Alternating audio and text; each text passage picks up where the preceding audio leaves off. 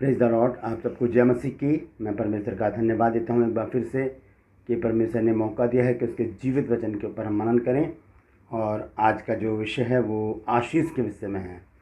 और बहुत से लोग इस बात पर थोड़ी दुविधा में रहते हैं कि आशीष किसे कहते हैं। बहुत से लोग, ज़्यादातर लोग आशीष पैसे को समझते हैं, लेकिन बाइबल ऐसा नहीं बताती। आशीष किसे कहते हैं आज मैं आपको ये बात बताना चाहता हूँ। और हम कितनी आशीषें परमेश्वर से पा सकते हैं आज वो बात मैं आपको बताऊँगा। जैसे आप थंबनेल में देख चुके होंगे, फिर भी मैं आपको खोलकर सारी बातें बताऊँगा। मैं आपका दोस्त पास्टर राजमसी आपसे मुखातिब हूँ और आप देख रहे हैं मेरा यूट्यूब चैनल जिसका नाम है ब्रदर राजमसी। मेरी गुजारिश है कि आप मेरे इस चैनल को सब्सक्राइब करें और बेल आइकन को दबाएं ताकि नोटिफिकेशन आपके पास पहुँचे। और मेरे वीडियोज़ को लाइक करें, शेयर करें और कमेंट सेक्शन में आकर ज़रूर बताएं कि आपको मेरा प्रयास कैसा लग रहा है। तो आइए आज के वचन को शुरू करते हैं। और आज का वचन है, परमेश्वर की आशीष क्या है और कितनी है। हम देखते हैं बाइबल परमेश्वर द्वारा मनुष्यों को दिए जाने वाले बहुत सी आशीषों के बारे में बताती है। सबसे पहले मैं आपको बता दूं कि आशीष जो है वो पैसा नहीं होता। आशीष का अर्थ है परमेश्वर का आशीर्वाद देना।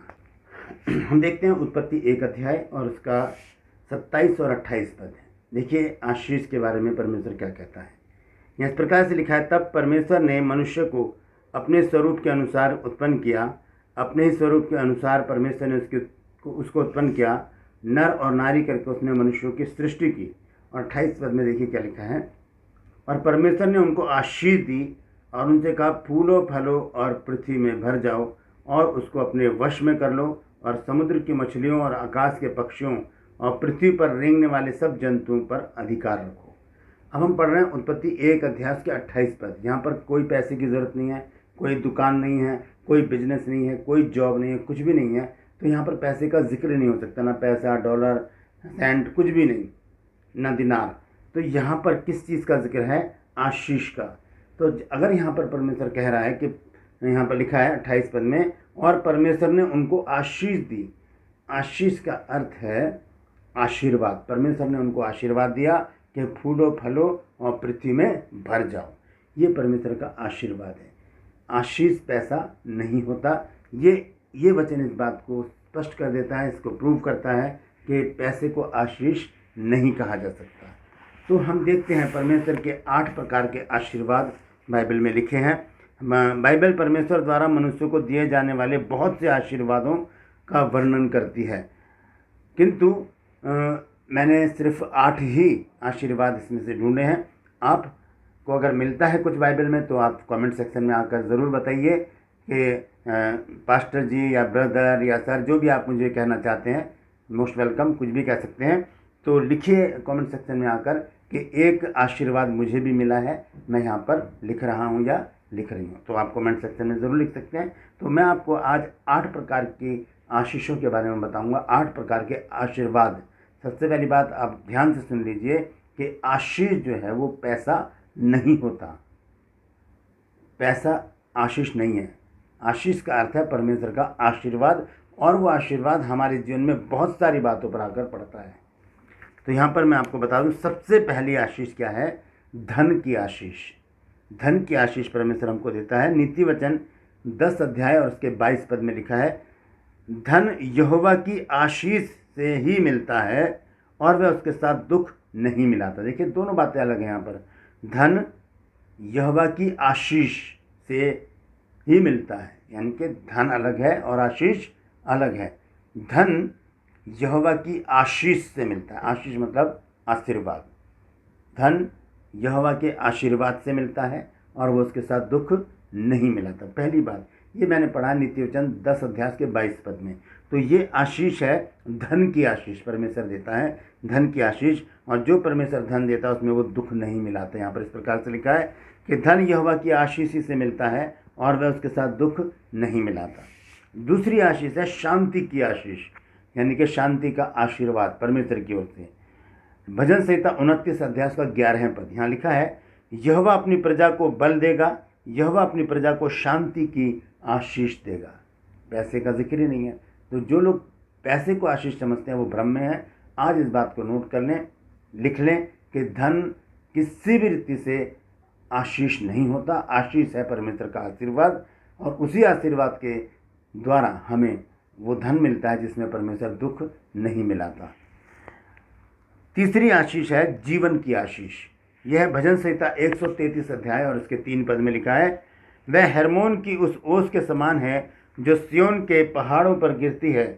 यहोवा ने तो वहीं सदा के जीवन की आशीष ठहराई है। जीवन की, सदा के जीवन की आशीष यहोवा ने ठहराई है। तो आशीष क्या है यहाँ पर? जीवन की आशीष है। जीवन का आशीर्वाद परमेश्वर हमको दे रहा है।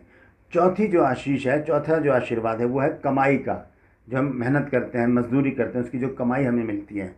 तू अपनी कमाई को निश्चय खाने पाएगा, तू धन्य होगा और तेरा भला ही होगा। जो पुरुष यहोवा का भय मानता है वो ऐसी ही आशीष पाएगा, ऐसा ही आशीर्वाद पाएगा। यानी कि कमाई का आशीर्वाद परमेश्वर हमको देगा कि हम कमाएं, खाएं और अपना जीवन अच्छी तरह से निर्वाह करें। यह है भजन संहिता 128 का 2, 3 और 4 पद। भजन संहिता 128 का 2, 3 और 4 पद। ठीक है। फिर उसके बाद हम देखते हैं व्यवसाय या व्यापार की आशीष, कारोबार की, बिजनेस की आशीष। यह है हग्गे नबी की पुस्तक, उसका 2 अध्याय और उसका 19 पद। यहाँ इस प्रकार से लिखा है, क्या अब तक बीज खत्ते में है? अब तक दाखलता और अंजीर और अनार और जलपाई के वृक्ष नहीं फले? परंतु आज के दिन से मैं तुझको आशीष देता रहूँगा। आज के दिन से मैं तेरे कारोबार पर, मैं तेरे खेत खलियान पर, तेरे व्यवसाय पर आशीर्वाद देता रहूँगा। और इसी तरह से भजन संहिता 65 अध्याय और उसके 10 पद में भी लिखा है, तू रेघारियों को भली भांति सींचता है और उनके बीच की मिट्टी को बैठाता है। तू भूमि को मेह से नरम करता है और उसकी उपज पर आशीष देता है। आशीष मतलब आशीर्वाद देता है परमेश्वर। तो ये है 5वीं आशीष। 6ठी आशीष हम देखेंगे वो है संतान की आशीष, यानी कि औलाद की आशीष। वो भी आशीर्वाद है परमेश्वर का। संतान उसी को मिलती है जिसके ऊपर परमेश्वर का आशीर्वाद होता है। हम देखेंगे भजन संहिता 128 और उसका 3 पद। यहाँ लिखा है, तेरे घर के भीतर तेरी स्त्री फलवंत दाखलता सी होगी, तेरी मेज के चारों ओर तेरे बालक जलपाई के पौधे से होंगे। ये संतान की आशीष परमेश्वर की ओर से है। और भजन संहिता 127 में भी इसी प्रकार से लिखा है। हम देखते हैं 7वीं आशीष क्या है। 7वीं आशीष है भोजन की आशीष, भोजन का आशीर्वाद। संसार में बहुत लोग भूखे मरते हैं, लेकिन परमेश्वर ने हमें भोजन से तृप्त किया। यानी कि परमेश्वर का आशीर्वाद है हम पर कि हम अच्छे भोजन से तृप्त होंगे। हम देखेंगे भजन संहिता 132 अध्याय और उसका 15 पद।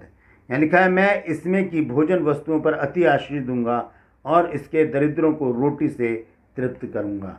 यह है भोजन का आशीर्वाद। जब भोजन का आशीर्वाद परमेश्वर हमें देगा तो हम अच्छे भोजन से तृप्त होंगे।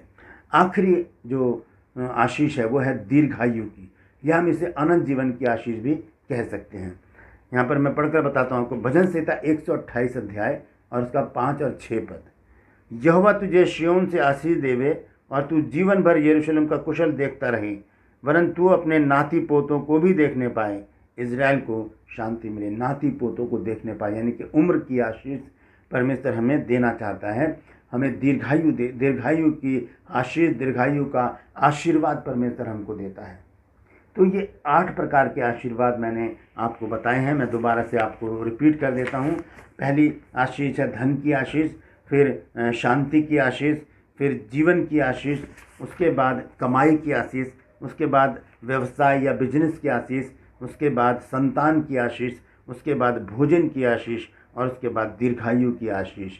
आशीष मतलब आशीर्वाद। तो आशीष किसी भी रीति से पैसा नहीं है, ये याद रखिएगा। पैसा परमेश्वर के आशीर्वाद से मिलता है हमको, और उस पैसे में परमेश्वर दुख नहीं मिलाता। और जो पैसा हम गलत तरीके से कमाते हैं वो कहाँ जाता है, उसको मैं अगले एपिसोड में आपको बताऊंगा। मैं आपको बताऊंगा छेद वाली थैली किसे कहा जाता है। तो आज के लिए बस इतना ही। आज का ये एपिसोड आपको कैसा लगा कमेंट सेक्शन में आकर ज़रूर बताइए, और इसे शेयर कीजिए इस मैसेज को, ताकि लोग जान सकें कि आशीष का सही अर्थ, मूल अर्थ क्या है। परमेश्वर आप सबको आशीष दे। और मैं अंत में आपसे एक और गुजारिश करूँगा कि मेरे चैनल को सब्सक्राइब करें और वीडियोस को लाइक करें, शेयर करें और अपने दोस्तों को, अपने रिश्तेदारों को इस चैनल के बारे में ज़रूर बताएं। यहाँ से आपको बाइबल की सच्ची बातों का ज्ञान मिलता है। लोगों को बताएं ताकि वो भी इस चैनल को सब्सक्राइब करें और बहुत से लोग बाइबल ज्ञान को प्राप्त कर सकें। परमेश्वर आप सबको आशीष दें। Praise the Lord.